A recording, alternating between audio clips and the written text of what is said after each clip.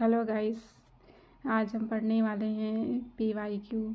जो कल हमने 41 क्वेश्चन तक देखा था। आज हम 42 क्वेश्चन से देखते हैं कि हिंदी साहित्य का इतिहास लेखन। हिंदी साहित्य का इतिहास लेखन की परंपरा का सूत्रपात सर्वप्रथम किसने किया था? तो किसने किया था? गार्सादा तासी ने। तो हमारा ऑप्शन हो जाएगा सही, ऑप्शन नंबर बी, गार्सादा तासी। आगे हम विस्तृत व्याख्या देख लेते हैं क्या दी है। हिंदी साहित्य का इतिहास लेखन की परंपरा का सूत्रपात सर्वप्रथम गार्सादा तासी ने किया था और गार्सादा तासी की पुस्तक फ्रेंच भाषा में थी। किसमें थी? फ्रेंच भाषा में थी।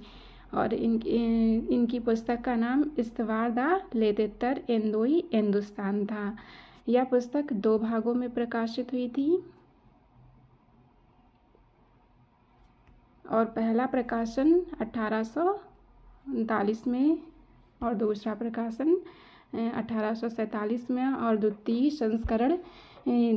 संस्करण यह 3 भागों में विभक्त हो गया, जिसका प्रकाशन 1871 में किया गया था। मतलब इसका पहले 2 प्रकाशन हुए थे, जो एक 1839 में हुआ था, दूसरा 1847 में हुआ था। लेकिन दूसरा संस्करण जो आया वो 3 भागों में प्रकाशित हुआ। वो 3 भागों में 1871 में प्रकाशित हुआ। आगे हम 43 क्वेश्चन देखते हैं। 43 क्वेश्चन क्या है कि हिंदी साहित्य के उत्तर मध्यकाल को अलंकृत काल किसने कहा है? तो उत्तर मध्यकाल को अलंकृत काल किसने कहा है? मिश्र बंधुओं ने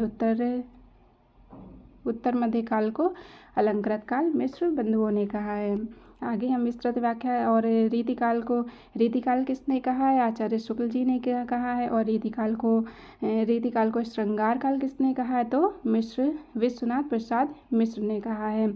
तो विस्तृत व्याख्या हम देखते हैं। हिंदी साहित्य को उत्तर मध्यकाल को अलंकृत काल कहने वाले मिश्र बंधु विनोद हैं। आचार्य शुक्ल जी ने उत्तर मध्यकाल कहा है रीतिकाल को और विश्वनाथ प्रसाद मिश्र ने श्रृंगार काल कहा है। आगे हम 44 क्वेश्चन को देखते हैं कि हमारा 44 क्वेश्चन है, हिंदी साहित्य का आरंभ 693 से मानने वाले कौन हैं? मतलब हिंदी साहित्य का आदिकाल जहाँ से शुरू होता है वह 693 से किसने माना है? रामकुमार वर्मा ने माना है। और जिसमें हम देखते हैं रामकुमार वर्मा ने जिसे चारण काल और संधि काल 2 भागों में आदिकाल को विभक्त किया है, जिसमें इन्होंने माना है जिसकी शुरुआत 693 ईस्वी से मानी है, 693 से 1693 तक, जिसे इन्होंने संधि काल को लेकर भक्ति काल तक की अवधि को लिया है। आगे हम क्वेश्चन नंबर 45 देखते हैं।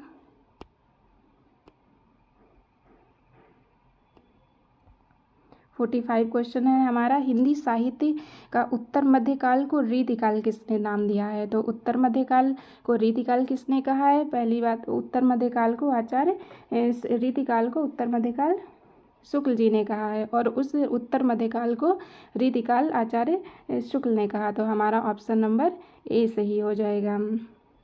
हिंदी साहित्य में उत्तर मध्यकाल को रीतिकाल आचार्य शुक्ल जी ने कहा है। अन्य नाम विद्वानों ने रीतिकाल को क्या कहा है? तो यहाँ पर रमाशंकर शुक्ल रसाल ने कला काल कहा है और विश्वनाथ प्रसाद मिश्र ने श्रृंगार काल कहा है और मिश्र बंधुओं ने अलंकृत काल कहा है। तो ये रीतिकाल के नाम हो जाते हैं। आगे हम क्वेश्चन नंबर 46 देखते हैं।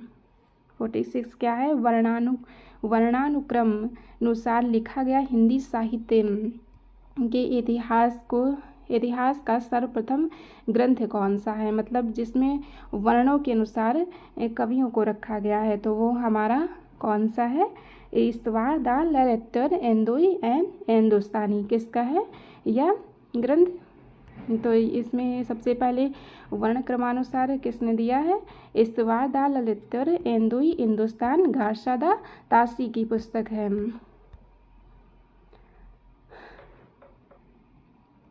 जिसने फ्रेंच विद्वान थे जिन्होंने यह पुस्तक लिखी और जिसका प्रकाशन 1839 में हुआ। हमने पीछे भी क्वेश्चन में देखा है 1839 और 1847, जिसका हिंदी में अनुवाद किया था लक्ष्मी सागर वार्ष्णेय ने हिंदी साहित्य का इतिहास नाम से, और उसका अनुवाद किया 1952 में, जिसका प्रकाशन करवाया था। 47 क्वेश्चन हम देखते हैं गणपत चंद्र गुप्त का। क्या कह रहे हैं? गणपत चंद्र गुप्त के अनुसार हिंदी साहित्य के इतिहास का पुनर्लेखन किस दृष्टिकोण के अनुसार किया गया है? मतलब जो आदिकाल लिखा जा रहा था उसमें हमें मतलब कौन कौन से दृष्टिकोण देखने थे जिसके आधार पर हम अपना लेखन, हिंदी साहित्य का इतिहास लेखन कर सकते हैं। जिसमें उन्होंने कहा कि स्वतंत्र होना चाहिए, तटस्थ होना चाहिए और संतुलित होना चाहिए। तो ऑप्शन नंबर हमारा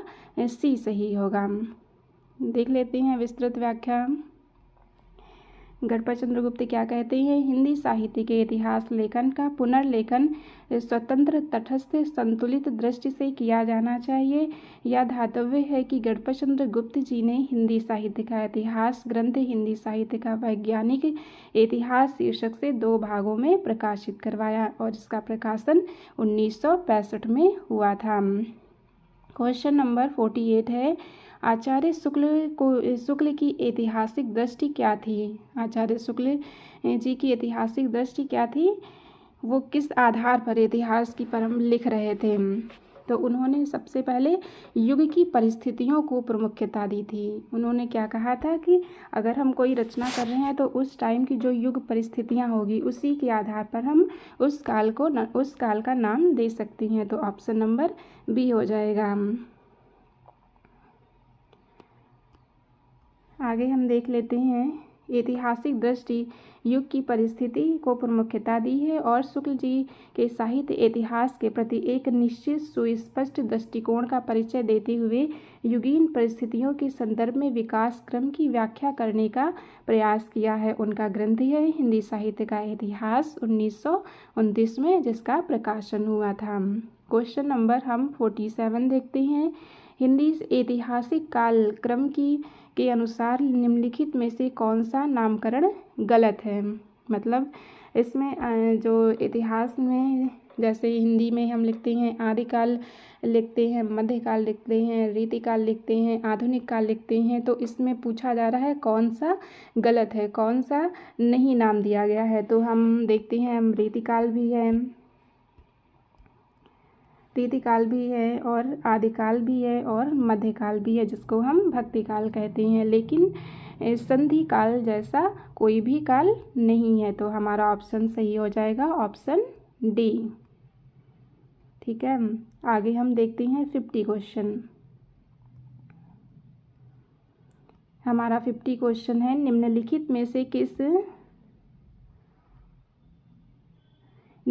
से किस लेखक ने कालों की रचनाओं की विशेष प्रवृत्तियों के अनुसार उसका नामकरण किया है? तो पूछ रहे हैं कि किसने, आचार्य शुक्ल जी ने, कि उनकी प्रवृत्तियों कालों का लेखक के कालों की रचनाओं के अनुसार विशेष प्रवृत्तियों का नामकरण किसने किया है? क्वेश्चन हमारा आंसर हो जाएगा डी, जिसमें आचार्य शुक्ल जी ने किया है।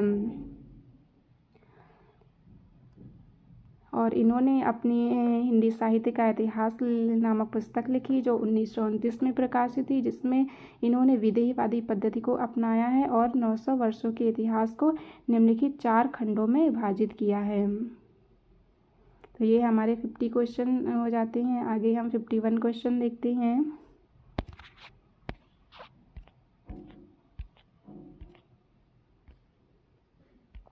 शुक्ल जी देख लेते हैं, शुक्ल जी ने किसको क्या नाम दिया है और उसका समय क्या है। तो आदिकाल को वीर गाथा काल कहा है, जिसका समय संवत 1050 से 1375 है। पूर्व मध्यकाल भक्तिकाल कहा है, जिसका समय संवत 1375 से 1700 है। उत्तर मध्यकाल को रीतिकाल कहा है, जिसका समय संवत 1700 से 1900 है। और आधुनिक काल कहा है, जिसे गद्यकाल कहते हैं, 1900 से 1984 विक्रम संवत है। तो ये आपसे पूछ सकते हैं क्वेश्चन में कि आचार्य शुक्ल के अनुसार कि भक्ति रीतिकाल का समय कब से कब तक माना है, या रीतिकाल का, या वीर गाथा काल का, या गद्य काल का। किसी का भी आपसे क्वेश्चन पूछ सकती हैं, तो आपको ये इम्पोर्टेंट याद रखना है। 51 क्वेश्चन हम देखते हैं कि लिखा है निम्नलिखित में से क्या हिंदी साहित्य इतिहास लेखन का आधार का स्रोत नहीं है। मतलब आधार, जब हम इतिहास लेखन शुरुआत करते हैं तो हमारे पास बहुत सारे सोर्स होते हैं जहाँ से हम जानकारी एकत्रित करके उस इतिहास को लिखते हैं। तो इसमें पूछा जा रहा है कौन सा वो स्रोत नहीं है। तो इसमें हम देखते हैं ऑप्शन नंबर ए है हमारा कि विभिन्न युगों की आंतरिक और बाह्य परिस्थितियों पर प्रकाश डालने वाली सामग्री। मतलब जो उस समय की विभिन्न परिस्थितियां थी, जो आंतरिक थी, बाह्य थी, तो ये हमारी प्रकाश डालती हैं, बिल्कुल डालती हैं। ये ऑप्शन सही होगा। फिर ऑप्शन नंबर बी है रचनाओं का मौखिक उल्लेख है। तो ये ऑप्शन इसमें नहीं होगा, क्योंकि रचनाओं का मौखिक उल्लेख हमें सहायता नहीं प्रदान करता है। जबकि शिलालेख भी होते हैं और शिलालेखों से हमें जानकारी प्राप्त होती है, और साहित्यकारों की प्रकाशित व अप्रकाशित रचनाएं, जिनसे हम साहित्य इतिहास को लिखने में हमें प्रोत्साहन मिलता है, हमें स्रोत मिलते हैं। लेकिन रचनाओं का मौखिक उल्लेख जैसा कुछ भी नहीं होता है। तो ये हमारा ऑप्शन नंबर बी गलत हो जाएगा। क्वेश्चन नंबर 52 देखते हैं हम। क्वेश्चन नंबर 52 है निम्नलिखित में से कौन सी पुस्तक हजारी प्रसाद द्विवेदी की नहीं है। तो पूछा जा रहा है कि इसमें मतलब कि 3 पुस्तक हजारी प्रसाद द्विवेदी की हैं और 1 पुस्तक नहीं है। तो हमने देखा था अपनी पिछली क्लास में हिंदी साहित्य का इतिहास, हिंदी साहित्य उद्भव और विकास है, हजारी प्रसाद द्विवेदी की पुस्तक है, और हिंदी साहित्य की भूमिका भी है इनकी पुस्तक, और हिंदी साहित्य का आदिकाल भी इनकी पुस्तक है। लेकिन हिंदी साहित्य की आलोचना जैसी इनकी कोई भी पुस्तक नहीं है। तो हमारा ऑप्शन नंबर बी गलत हो जाएगा। आगे हम देखते हैं, तो इसका सन भी हम देख लेते हैं। हिंदी साहित्य की भूमिका का सन है 1940 है। हिंदी साहित्य का उद्भव और विकास 1952 है। हिंदी साहित्य का आदिकाल 1952 है। क्वेश्चन नंबर 23 पूछ रहा है कि आचार्य रामचंद्र शुक्ल के अनुसार आदिकाल का समय क्या है। तो अभी हमने पीछे देखा कि आदिकाल का समय, रीतिकाल का, आधुनिक काल का सभी देखे हैं। तो यहाँ पर आदिकाल का समय क्या होगा 1050 से 1375। ऑप्शन नंबर सी सही हो जाएगा। ये विक्रम संवत 1050 से विक्रम संवत 1375। क्वेश्चन नंबर आगे हम देखते हैं। क्वेश्चन नंबर 54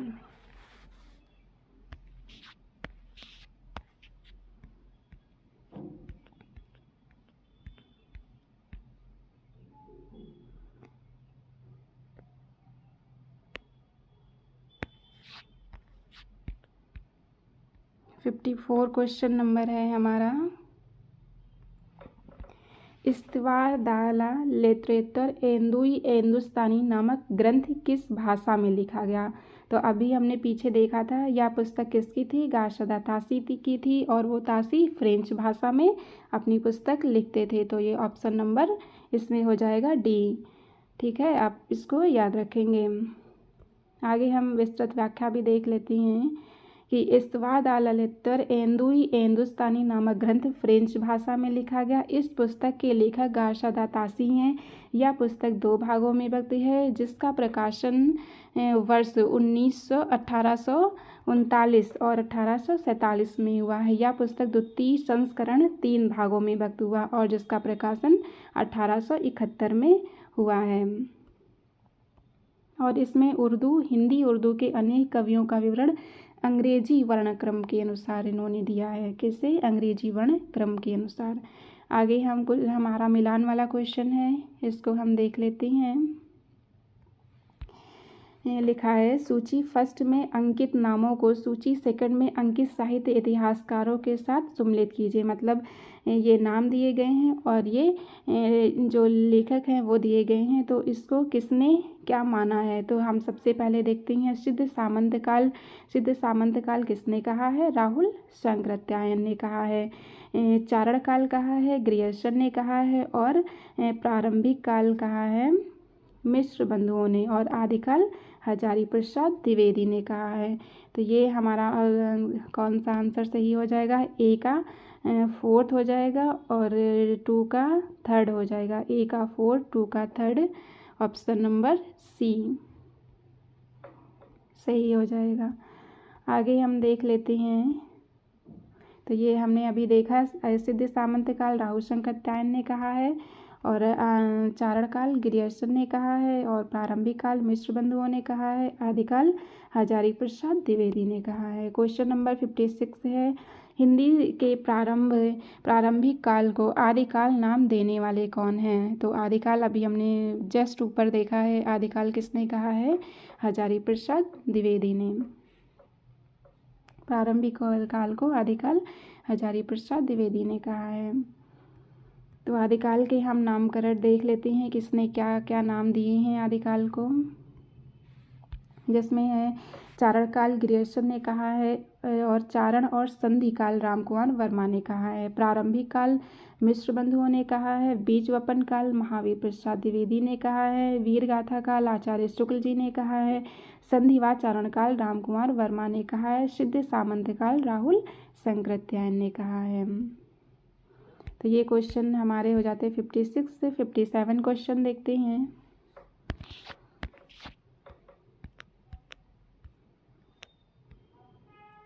फिफ्टी 57 क्वेश्चन है हमारा, ज्ञान राशि के संचित कोष का नाम किस नाम का कोष का नाम साहित्य है? साहित्य के संदर्भ में या मनीषी का कथन है, मतलब या किसका कथन पूछा जा रहा है, तो या किसका कथन है? महावीर प्रसाद द्विवेदी ने कहा है। महावीर प्रसाद द्विवेदी के संबंध में हम कुछ देख लेते हैं। उन्होंने क्या साहित्य के संदर्भ में सरस्वती पत्रिका की ख्याति लब्ध मूर्धन्य मनीषी पंडित महावीर प्रसाद द्विवेदी, धातव्य है कि इन्हें के नाम पर हिंदी साहित्य के काल विशेष का नाम द्विवेदी युग पड़ा है। तो द्विवेदी युग का नाम किस साहित्य के किस रचनाकार के नाम पर? महावीर प्रसाद द्विवेदी। महावीर प्रसाद द्विवेदी ने सरस्वती पत्रिका का संपादन किया, जिसका समय इन्होंने कब से कब तक माना? 1903 से 1920 तक, जिसके संपादक रहे हैं सरस्वती पत्रिका के महावीर प्रसाद द्विवेदी। ये हमें याद रखना है। आगे हम क्वेश्चन नंबर 58 देख लेते हैं, क्या कह रहा है 58।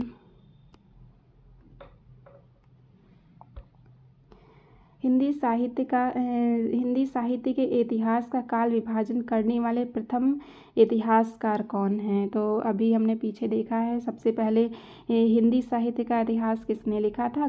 जॉर्ज ग्रियर्सन ने काल विभाजन किया था। और इन्होंने आदिकाल को जब इन्होंने काल विभाजन किया अपनी पुस्तक में, तो कुल 11 भागों में किया था, जिसमें क्वेश्चन कहीं से भी पूछा जा सकता है कि इस काल विभाजन का नाम क्या है, या इस काल विभाजन को किसने नाम दिया है, या कितने भागों में किया है। तो ये पूरा क्वेश्चन आपसे पूछा जा सकता है। तो हम देख लेते हैं, हिंदी साहित्य के इतिहास का काल विभाजन करने वाले प्रथम इतिहासकार जॉर्ज ग्रियर्सन हैं।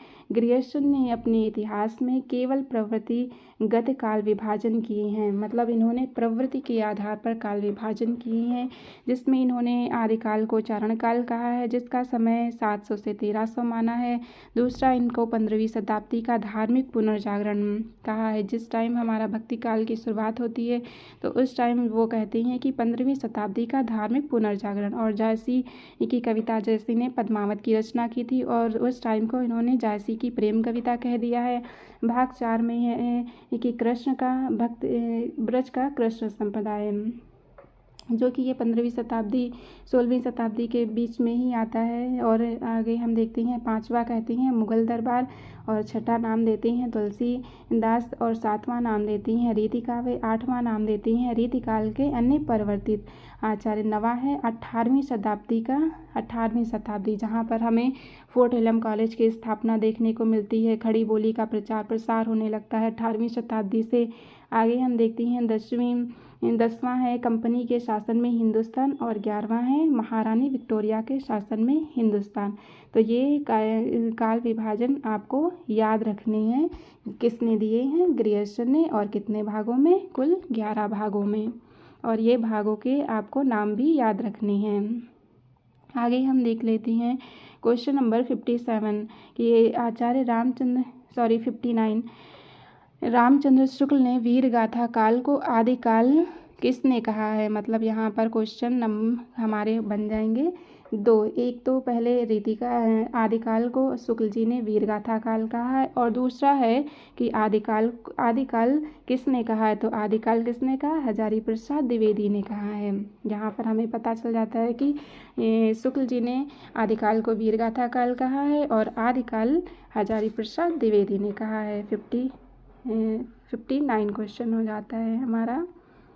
तो अभी हम ये पूरा पीछे देख कर आए हैं। आपको इसमें एक नया मिल गया है कि आधार काल किसने कहा है? सुमन राजे ने। आदिकाल को आधार काल किसने कहा है?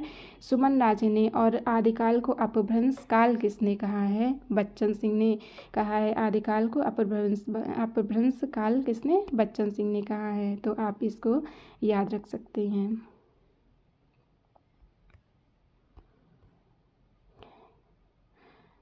क्वेश्चन नंबर 60 है, क्या है कि पंडित विश्वनाथ प्रसाद मिश्र के मत से रीतिकाल का श्रृंगार काल होना चाहिए था। मतलब जो पंडित विश्वनाथ मिश्र है, इन्होंने रीतिकाल के स्थान पर श्रृंगार काल कहना ज़्यादा उचित समझा है, क्योंकि वो कहते हैं कि रीतिकाल का मतलब है कि रीति के अनुसार, मतलब परंपराओं के अनुसार जो रचनाएं लिखी जा रही थी, तो उसके आधार पर रीतिकाल नाम नहीं होना चाहिए, क्योंकि उस टाइम श्रृंगार की रचनाएं लिखी जा रही थी। आदिकाल में रीतिकाल में श्रृंगार की रस नायिका भेद की रचनाएं लिखी जाती रही थी, अलंकार संबंधित रचनाएं लिखी जा रही थी, राजाओं के आश्रय में जो कवि रहते थे वैसी रचनाएं लिखी जा रही थी, नायिका और नायक भेद पर रचनाएं लिखी जा रही थी। तो इस आधार पर उन्होंने कहा कि रीतिकाल के नाम के आधार पर न कि रीतिकाल होना चाहिए, बल्कि उसका नाम श्रृंगार काल होना चाहिए था। तो इसमें इनका ऑप्शन नंबर क्या हो जाएगा सही, कि श्रृंगार काल होना चाहिए। रीतिकाल नाम रखने के विभाजन मार्ग बंद हो जाता है। मतलब वो कह रहे हैं कि अगर हम रीति काल नाम रखते हैं तो उसका विभाजन का मार्ग बंद हो जाता। ऑप्शन नंबर ए हमारा सही हो जाएगा। क्वेश्चन नंबर 60, इसकी हम विस्तृत व्याख्या देख लेते हैं कि रीतिकाल श्रृंगार काल होना चाहिए, क्योंकि रीतिकाल नाम रखने से उसका विभाजन बंद हो जाता है, ऐसा हम कह रहे हैं विश्वनाथ प्रसाद मिश्र। आगे हम क्वेश्चन नंबर 61 देख लेते हैं। हिंदी साहित्य 20वीं शताब्दी के रचयिता कौन है? हिंदी साहित्य 20वीं शताब्दी किसका है? नंदुलारे वाजपेयी का। ऑप्शन नंबर हमारा बी हो जाएगा, नंदुलारे वाजपेयी। इनकी नंदुलारे वाजपेयी की अन्य रचनाएं हैं, जिसमें हम देख लेते हैं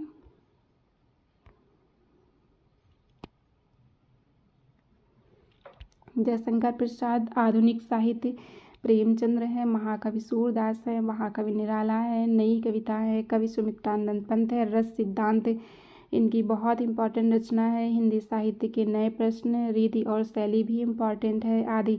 निर्मला जैन हिंदी साहित्य की प्रमुख महिला आलोचक हैं, तो ये भी हमें याद रखना चाहिए कि महिला आलोचक कौन है? निर्मला जैन। हिंदी आलोचना 20वीं शताब्दी, रस सिद्धांत और सौंदर्य शास्त्र, कविता के प्रति संसार आलोचनात्मक इनकी कृतियां हैं। नामवर सिंह की आलोचनात्मक कृतियां, नामवर सिंह की भी रचनाएं पूछी जाती हैं, तो इनकी आलोचनात्मक कृतियां हैं कविता के नए प्रतिमान, दूसरी परंपरा की खोज, इतिहास और आलोचना, वाद विवाद, संवाद, आधुनिक साहित्य प्रवृत्तियाँ मुख्य हैं।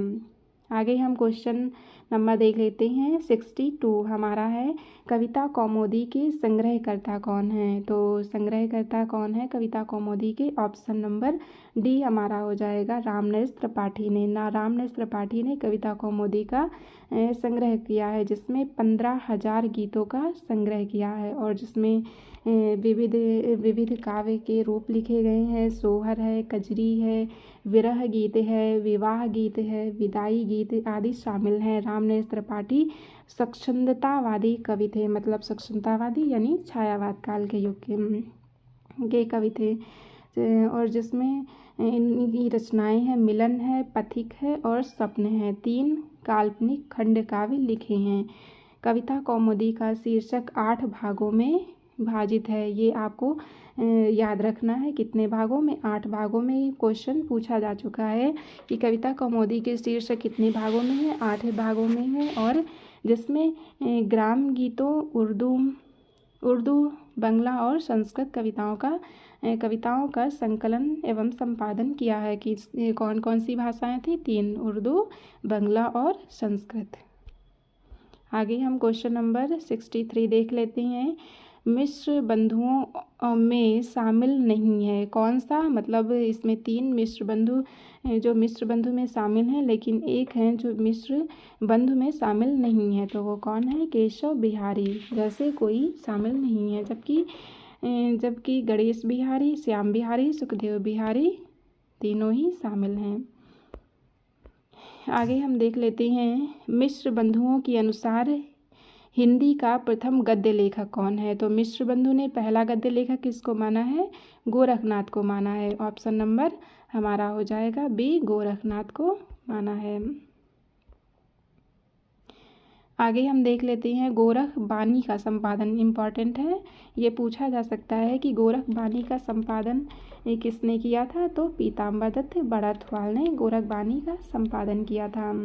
सरहपा हिंदी के प्रथम कवि स्वीकार किए जाते हैं। ये भी आप याद रख सकते हैं कि हिंदी के प्रथम कवि कौन है? सरहपा। ये क्वेश्चन बहुत बार पूछा जा चुका है। आगे हम देखते हैं 65 क्वेश्चन हमारा है, हिंदी साहित्य का इतिहास ग्रंथ की रचना निम्नलिखित में से सबसे पहले किसने की थी? तो हिंदी साहित्य का इतिहास ग्रंथ की सबसे पहले रचना किसने की थी?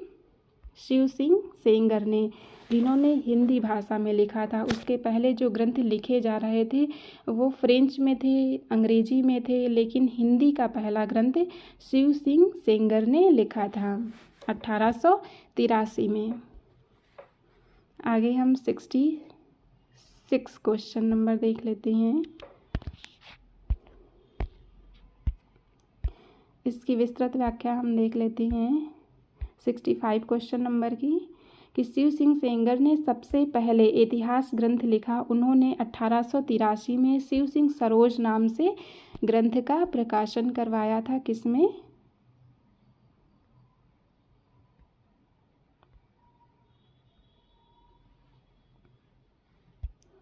शिव सिंह सरोज नाम से 1883 में।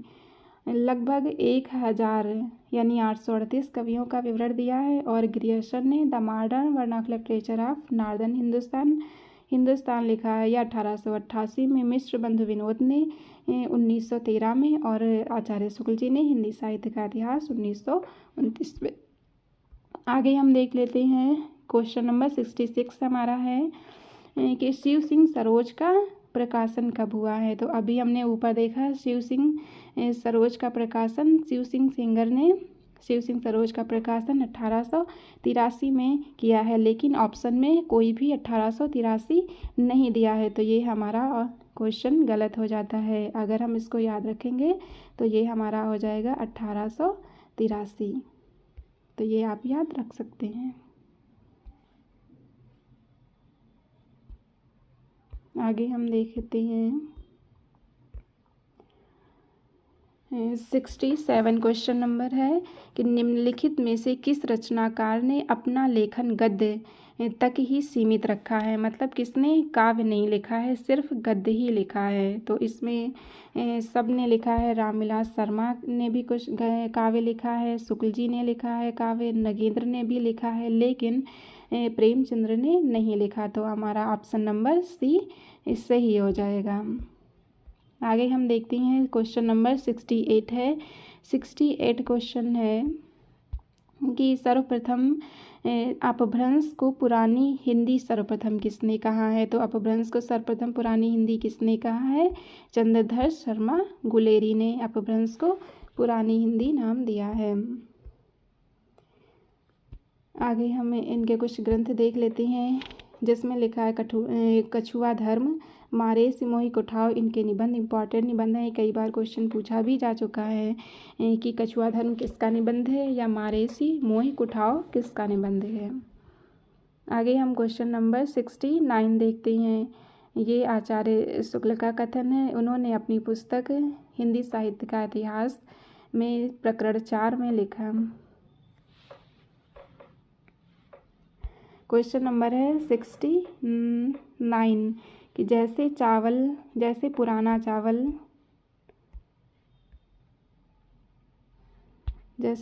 चावल बड़े आदमियों के खाने योग्य समझा जाता है, वैसे ही अपने समय में कुछ पुरानी पड़ी हुई परंपरा के गौरव से युक्त भाषा ही पुस्तक रचने वालों के व्यवहार योग्य समझी जाती थी। आचार्य शुक्ल का कथन या हिंदी साहित्य का इतिहास आदिकाल के प्रकरण किस प्रकरण में है। तो ये क्वेश्चन पूछा जा रहा है कि आदिकाल के किस प्रकरण में उन्होंने कहा है? प्रकरण 4 में। ऑप्शन नंबर हमारा सही हो जाएगा 4D। ऑप्शन नंबर डी सही होगा। आगे हम देखते हैं क्वेश्चन नंबर है हमारा 70 जिसमें लिखा है आचार्य शुक्ल जी ने वीर गाथा काल की समय सीमा क्या मानी है। अभी हमने पीछे देखा है क्या मानी है वीर गाथा काल की समय सीमा। यहाँ पर ईस्वी दिया है। तो कल मैंने आपको बोला था कि अगर हम 67 माइनस कर देंगे तो हमारा वो ईस्वी निकल आएगा। तो हम इसको अगर माइनस करते हैं 1057 से 1050 से तो हमारा क्या निकल आएगा? वीरगाथा काल का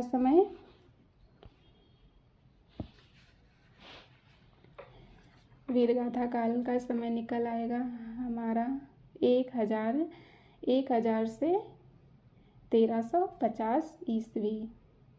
1050 तो हमारा ये हो जाएगा 1000 से 1350 ईस्वी निकल आएगा। ऑप्शन नंबर सी सही हो जाएगा। आगे हम देख लेते हैं इसकी व्याख्या। आचार्य शुक्ल जी ने वीर गाथा काल की इस समय सीमा लगभग 1000 ईस्वी मूल रूप से 933 मानी है। 1375 ईस्वी तक आचार्य शुक्ल जी ने इस काल का विभाजन इस प्रकार किया है। वीरगाथा काल 1050 से 1375 और भक्ति काल 1375 से 1700, रीति काल 1700 से 1900 और गद्य काल 1900 से 1984। हिंदी शब्द सागर किसने लिखा है? तो हिंदी शब्द सागर किसने लिखा है? इसमें ऑप्शन नंबर बी हो जाएगा। श्याम सुंदर दास ने हिंदी शब्द सागर को संपादित किया है। इनके अन्य ग्रंथ या संपादन कहाँ से हुआ था? नागरी पंचाणी पत्रिका नागरी पंचाणी सभा द्वारा प्रकाशित हुआ था। आचार्य शुक्ल द्वारा हिंदी साहित्य का इतिहास 1929 में लिखा गया और हिंदी शब्द सागर की भूमिका के रूप में प्रकाशित हुआ था। पहले आचार्य शुक्ल का यह ग्रंथ नागरी पंचाणी सभा में प्रकाशित हुआ जो कि हिंदी शब्द सागर के नाम से प्रकाशित हुआ। बाद में इसका प्रकाशन हिंदी साहित्य का इतिहास नाम से 1929 में प्रकाशित हुआ था। आगे हम देखते हैं हिंदी वैज्ञानिक कोश है पृथ्वीराज रासो, छत्र प्रकाश, इंद्रावती, चंद्रावती, हमीर रासो, परमाल रासो, रानी केतकी की कहानी आदि कृतियों का संपादन किसने किया था? नागरी पंचाणी सभा से श्याम सुंदर दास ने। हिंदी साहित्य की भूमिका पुस्तक किसने लिखी है? तो हिंदी साहित्य की भूमिका अभी हमने देखा पीछे, हिंदी साहित्य की भूमिका किसने लिखी है? हजारी प्रसाद द्विवेदी ने लिखी है। ऑप्शन नंबर डी सही हो जाएगा। आगे हम इनके ग्रंथ देख लेते हैं। हिंदी साहित्य की भूमिका 1940, हिंदी साहित्य का उद्भव और विकास 1952 है। हिंदी साहित्य का आदिकाल 1952।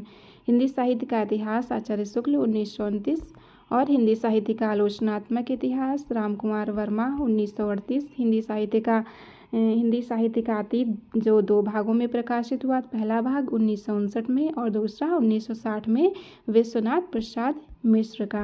क्वेश्चन नंबर 73 देख लेते हैं। इस्तवार दालालत्तर एंदोई एंदुस्तानी के रचना किसने की थी? तो यह किसका ग्रंथ था? गारशादा तासी का। ऑप्शन नंबर हमारा सी हो जाएगा। ऑप्शन नंबर सी है, जिसकी हम व्याख्या पीछे देख चुके हैं, लेकिन एक बार फिर से देख लेते हैं यहाँ पर कि गारशादा तासी ने इसका संपादन किया। तासी ने फ्रेंच भाषा के विद्वान थे और इनका ग्रंथ फ्रेंच भाषा में 2 भागों में 1839 और 1847 में प्रकाशित हुआ। तीसरा संस्करण 1871 में हुआ। हिंदी साहित्य के इतिहास लेखन का सबसे पहला प्रयास तासी ने ही किया था। तो ये आज क्वेश्चन हमारे 73 क्वेश्चन कंप्लीट होते हैं। आई होप कि आपको मेरा ये वीडियो पसंद आया होगा, हमारी यह व्याख्या अच्छी लगी होगी आपको। कमेंट सेक्शन में ज़रूर बताएं। ऐसी ही वीडियो देखने के लिए हमारे चैनल को सब्सक्राइब करें और लाइक करें। धन्यवाद।